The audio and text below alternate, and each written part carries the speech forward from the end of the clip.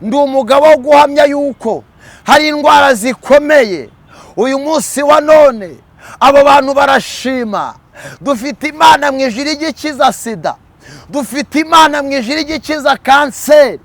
Bidashoboka, gahunda nta yindi ni ukwizera. Imana iravuze ngo urubyaro rwawe izaruha umwuka wera. Dufite Imana mu ijuru itareba nk'abantu, dufite Imana mu ijuru idakora nk'uko bakora. Iravugana nawe, irakubwiye nonaha, irakugendereye nonaha. Intambara nyinshi zirakwisukiranyaaho. Imana iravuze ngo ntuzitinye. Yakobo we, witinya. Witinya. Password ni ukwizera. Warangiza kwizera ugashyira mu bikorwa, ugashirika ubwoba. Ndabona Imana iturwanirira abarokore, ndabona Imana idutabara abarokore. Imana iravuze ngo mwe gutinya. Muraho, Yesu ashimwe. Amahoro n'imigisha bibane namwe. Nishimiye kongera kubana namwe bakunzi b'Ineza y'Imana TV. Ndabasuhukije mwese aho muri. Amahoro n'imigisha bibane namwe. Hanyuma y'igihe kinini cyane, hanyuma y'iminsi myinshi cyane, nongeye kugaruka imbere yanyu nshima Imana, kandi namwe aho muri ndabizi murashima Imana aho muherereye mu bihugu bigiye bitandukanye, abari mu Rwanda. Imana ibahe umugisha, Imana ibagire neza. Ikiganiro ni Ineza y'Imana, Ineza y'Imana ku buzima bwawe. Ikintu kibereyeho ni ugukomeza abantu batakaje ibyiringiro, babandi bamaze igihe kinini cyane barihebye basenga ariko ntibabe babona inzira, ntibabe babona icyerekezo. Rero kibereyeho kongera gukomeza abantu bacitse intege, kibereyeho kuvuga ineza y'Imana, kibereyeho kuvuga babandi. Mbese ndanezerewe cyane mu mutima wanjye guhura nawe. Ndakwakiriye wowe unteze amatwi aho uri hose, ndetse n'abantu badukurikirana umunsi ku munsi. Imana ibahe umugisha. Ndetse nkaba nakangurira umuntu wabona iki kiganiro ari umunsi wa mbere kuba yakora akantu heza, gukanda subscribe, ugakanda hasi aho ngaho kuri ako kantu k'umutuku, warangiza ugakora like, tanga comment. Ntacyo bitwaye rwose, ukavuga ibyo ubona, mbese ukunezerwa, ukufashwa. Imana iduhana umugisha rero kandi tugire neza. Murakoze cyane. Amahoro n'imigisha bibane namwe. Ndumva twatangira dusenga Imana, kadusenga Imana duce bugufi. Data mu izina rya Yesu, Mana ikomeye, Mana igira neza, Mana ikora imirimo n'ibitangaza, Mana ivuga bikaba, Mana itegeka bigakomera. Ndagushimye cyane kuri uyu munsi waduhaye ngo tubemo tuwishimemo. Warinze ababyeyi, warinze abakobwa, warinze ingero zigiye zitandukanye. Kuri uyu munsi ndasenze cyane nirukana imbaraga z'umwijima, nirukana imbaraga z'abarozi, nirukana imyuka mibi, ibitavuga izina ry'Imana byose bikubitwe hasi. Mpamagaye umuriro w'Imana, mpamagaye imbaraga z'Imana. Iri jambo ngiye kuvuga rizagende rigere kure, rizagere ku mitima ya benshi cyane, kandi rizakize indwara. Iri jambo Mwami reka ntaba ari njyewe, ahubwo izina ryawe rihabwa icyubahiro. Urakoze Mwami yuko wemeye kubana natwe. Tuguhaye ikaze, tuguhaye karibu, bisabye nize mu izina rya Yesu, amen. Imana itwishimire kandi Imana itugirire neza. Imana ikomeze kuganza, Imana ikomeze gukora, Imana ikomeze kubohora. Natinze mu magambo, tugiye kuganira ijambo ry'Imana muri Yesaya ibice 44. Ni ijambo data yampaye, yari impaye mu bicuku bya nijoro ngo ndigezeho abantu, ngo nongere mbabwire yuko ibagarutseho, nongere mbabwire yuko imanuwe no kubaruhura no kubamara umubabaro. Imana itugire neza. Reka twakire umusomyi adusomera ijambo ry'Imana yihuse. Ni karibu. Muri Yesaya 44. Yego. Titiri ivuga ngo idusezeranye umwuka wera. Imana idusezeranye umwuka wera. Titiri y'amagambo. Umurongo wa mbere uravuga ati ariko noneho umva Yakobo umugaragu wanjye, ariko noneho umva Yakobo umugaragu wanjye, Isiraheli natoranyije. Uwiteka wakuremye, Uwiteka wakuremye agukuza ahereye ukiri mu nda, akagukuza ahereye ukiri mu nda, kandi ari we azajya gufasha, kandi ari we uzajya gufasha. Aravuga ati witinya Yakobo umugaragu wanjye, witinya Yakobo umugaragu wanjye, Isiraheli natoranyije. Isiraheli natoranyije. uwishwe n'inyota nzamusukiraho amazi, amusukira amazi. nzatembesha imigezi ku butaka bwumye, nzatembesha amazi mu butaka bwumye, imigezi. urubyaro rwawe nzarusukaho umwuka wanjye, n'abana bawe nzabaha umugisha. Rekera aho ngaho. Imana iduhana umugisha kandi Imana itugire neza. Yesu aguha umugisha. Urakoze cyane. Aya ni amagambo y'Imana. Imana yabwiye umugaragu w'Imana Yakobo, yamubwira ari mu bihe bitari bimworoheye. Reka mvuge ngo n'ibihe yari ahagazemo byari bimuteye ubwoba, cyangwa se ninjira ahandi hantu havuga ngo hari nubwo nawe wumvishije iri jambo hari ibihe uhagazemo bigukuye umutima. Ndanezerewe cyane kuko Imana yagutekerejeho ikaba yemeye uyu munsi kuza guca muri njyewe. Nta kindi kintu Imana yagendereye, yaje kubwira ubwo buzima bumaze igihe kinini cyane bwaratakaje ibyiringiro, cyangwa se yaje guhumuriza uwo mutima wawe umaze igihe kinini cyane ufite amaganya, ufite intambara ntabasha kuvuga ngo zingana gute. Haleluya, haleluya. Ijambo riravuze ngo Imana idusezeranya umwuka wera. Haleluya. Umwuka wera Imana iri kuvuga nuko kuva na kera mu Bisiraheli, mu isezerano rya kera, Abisiraheli bagiraga impano y'ubuhanuzi, bakagira impano yo kubana n'Imana no gukorana n'Imana, ariko bari bafite ikibazo nshaka kukubwira uyu munsi. Bagiraga umwuka wera, ariko uyu mwuka wera akaza nk'ubahangwaho ariko ntabasukweho. Niyo mpamvu wumvaga abahanuzi bagiye batandukanye, urugendo rwabo cyangwa se uko babanaga n'Imana byabaga bihabanye na mwuka wera w'uyu munsi uri muri twebwe. Samusoni yagiraga umwuka w'ibitangaza, akagira umwuka wera wamuhangagaho, yamara kumuhangaho akamuzaho, mu mwanya muto akamuvaho. Iyo yamuvagaho yasigaraga ari Samusoni, wajya ukumva ari mu bagore, ukumva ngo ari ibunaka yagiye mu biteye isoni. Haba ba Dawidi, haba batubanjirije bagiye batandukanye.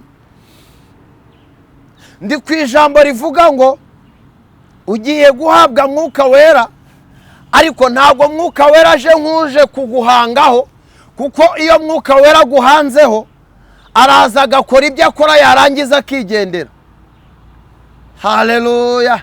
Ntabwo aza mu buryo bw'isezerano, aza mu buryo bwo gukora imirimo ye. Ariko uyu munsi wa none mwuka wera arakugenderera, kandi nakugenderera ntabwo ari bukuveho, nta nubwo ari buze nk'uje muri misiyo, araza nk'uje nk'umufasha ku buzima bwawe. Muzabana ibihe byose kugeza igihe uzavira muri iyi si. Haleluya, haleluya. Yesaya ni umwe mu bahanuzi bagize ishurirwa, kandi akaba umwe mu bahanuzi bakuru bo muri Bibiliya, akaba n'umwe mu bahanuzi bahanuye ibice byinshi cyane kandi byari bifite intego. Yesaya ni umwe mu bahanuzi bahanuye Yesu, ni umwe mu bahanuzi bagize iyerekwa rya Yesu atari yaza ku isi. Ni umwe mu bahanuzi bahishuriwe mwuka wera icyo ari cyo. Iyo mwuka wera yaje mu buzima bwawe, hari ibintu bihinduka. Iyo mwuka wera yaje mu buzima bwawe, hari ibikurekura. Iyo mwuka wera yaje mu buzima bwawe, ntabwo utangira kuba wa wundi. Ubuzima bwawe burahinduka, imibereho yawe irahinduka, abakuzi barakuyoberwa, utangira kuba ikindi kiremwa. Ahaha, Imana ishimwe, Imana ihabwe icyubahiro. Nari ndimo mvuga ngo Imana ifite umugambi, ifite umugambi mwiza ku buzima bwawe, abantu batazi ndetse badasobanukiwe. Haleluya, haleluya, haleluya, haleluya. Imana ishimwe. Katwifashisha ijambo ry'Imana. Haleluya.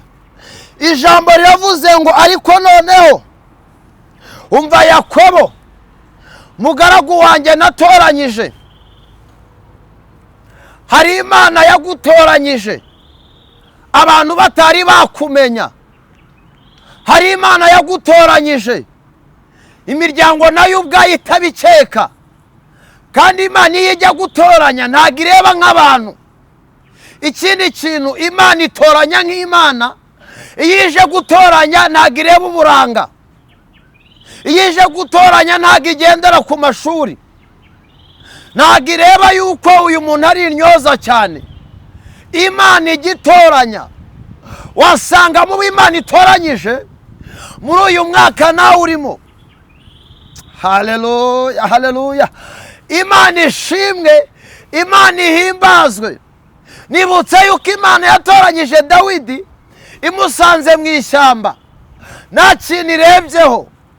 Nibutse ko Imana yatoranyije Yosefu imusanze mu muryango w'iwabo ari umuhererezi. Ariko Mana hari bakuru be. Dufite Imana mu ijuru igitoranya. Ndimo ndahishurirwa hari abantu Imana imanuwe no gukuraho igisuzuguriro. Ndimo ndahishurirwa hari ijambo hepfo rivuga ngo Uwiteka wakuremye akagukuza uhereye ukiri mu nda ya mama wawe kandi ari we uzajya agufasha. Aravuga ati ahangaha niho nshaka gutinda ngo witinya Yakobo mugaragu wanjye. Haleluya. Lasta fo e bone fo e gre. Ririmo riravuga ngo witinya. Umaze iminsi hari ibintu biguteye ubwoba. Umaze iminsi uhura na byinshi cyane bigukura umutima. Haleluya. Umaze iminsi uhura n'ubuzima navuga ngo nawe ubwawe bwarakuyobeye. Umaze iminsi urwana intambara ntubone itsinzi. Ijambo ririmo riravugana nawe ngo yewe Yakobo witinya. Witinya abarozi. Witinya ubukode. Witinya ubwo buzima uhagazemo. Witinya icyo kigeragezo Satani ateye ubwoba abantu benshi cyane kugeza ubwo bamwe bari kujya kwiyahura. Satani ateye ubwoba. Lataya widistikifo. Ariko ijambo riri kuvugana nawe ngo witinya.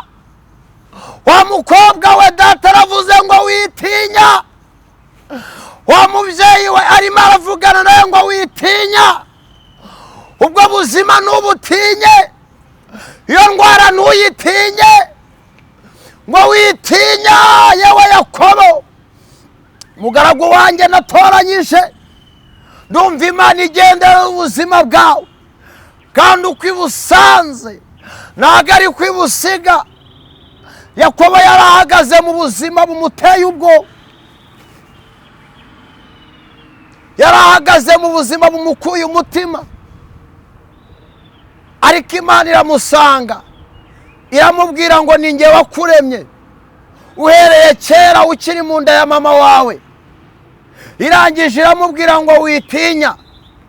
Impamvu yamubwiye ngo witinya reka nyikubwire. Yabonaga ibigeragezo bibaye byinshi. Hepfo yaramanutse iramubwira ngo nuca mu mazi ntabwo uzashya. Iramubwira ngo nuca mu muriro ntabwo uzashya. Iramubwira ngo nuca mu mazi ntabwo azagutembana. Hari impamvu Imana iri kuguha aya magambo. Nuko Imana yarebye isanga hari ubuzima bw'igihe kinini. Hari imibereho y'igihe kinini. Hari umubabaro w'igihe kinini. hari ubuzima ubayemo bugutwaje igitugu. Ndumva nahanurira ubuzima bwawe, ndumva natangira kukubwira ko data kugendereye, harimo aravugana nawe ngo witinya, witinya ibikugose.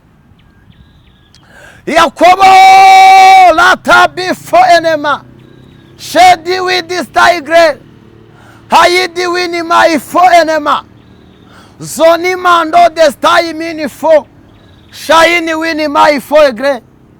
Imana iravuze ngo urubyaro rwawe izarusukaho umwuka wera, iravuze ngo urubyaro rwawe izaruha umugisha.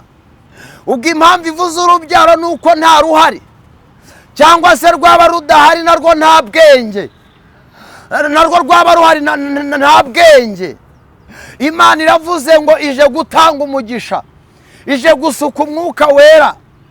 Hari abo mwasenganye uyu munsi wa none kugira ngo bagukomeze, akaba ari bamwe bari kugutera ubwoba, bakubwira ngo bya bindi Imana yavuganye nawe ntabwo bizasohora.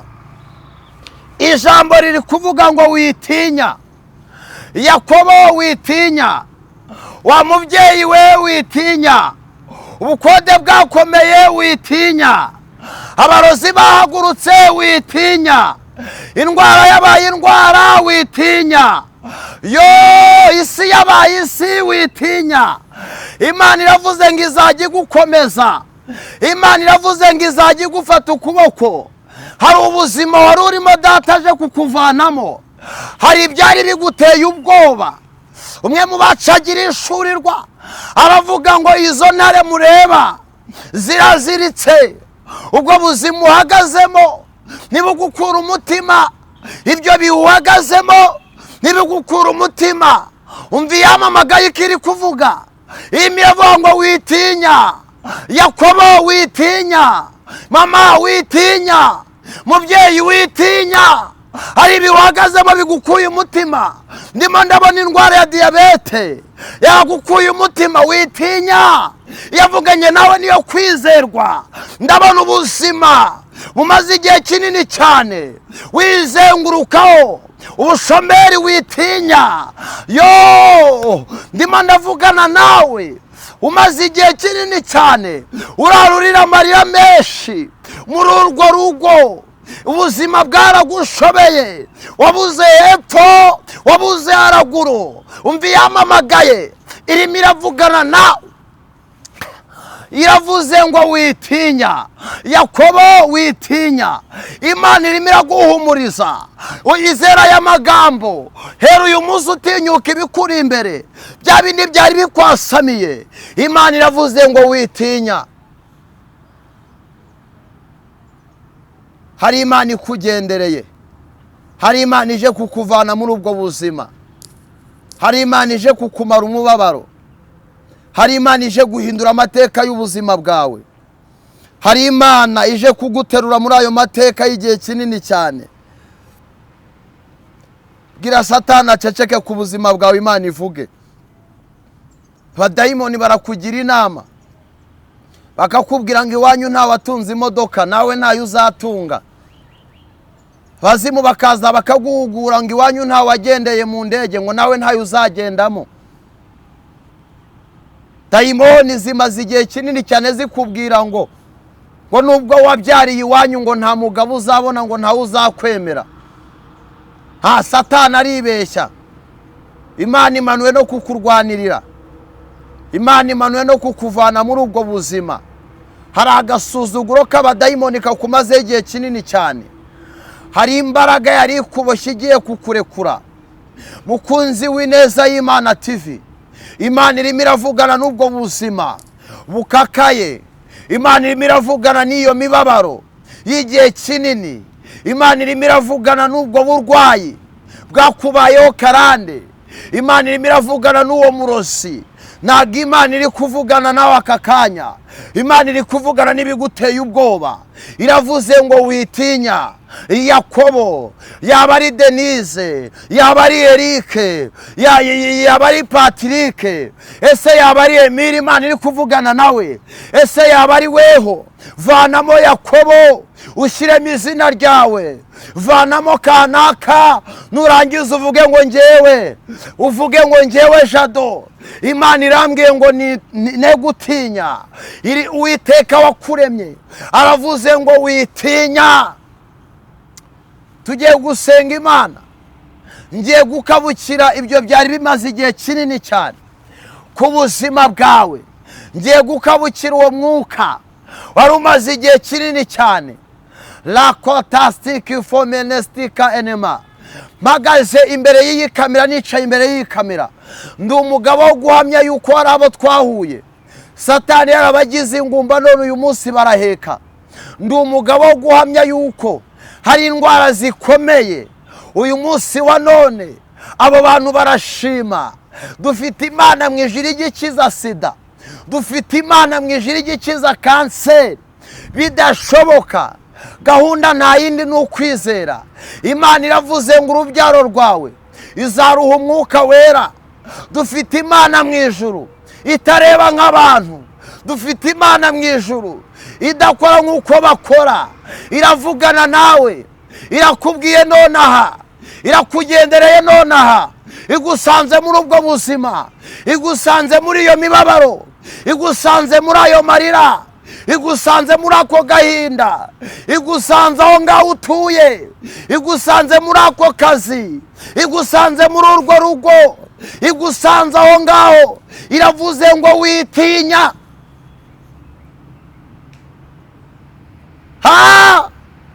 Biguteye ubwoba birahari, ariko ijambo rikuvuga ngo witinya. Ibikurwanya birahari, ariko ijambo riravuze ngo ntubitinye. Abarozi barahari, Data aravuze ngo ntubatinye.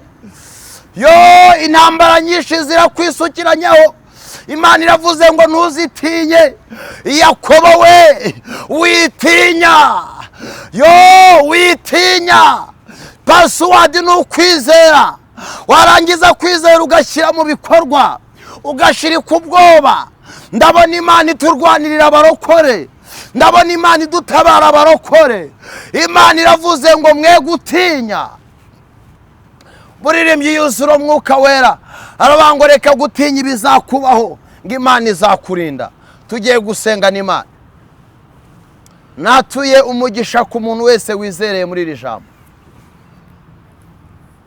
Nkabukiye ibyari biteye ubwoba ubwoko bw'Imana. Ndohereza imbaraga z'Imana kuri buri muntu wese wizeye iri jambo.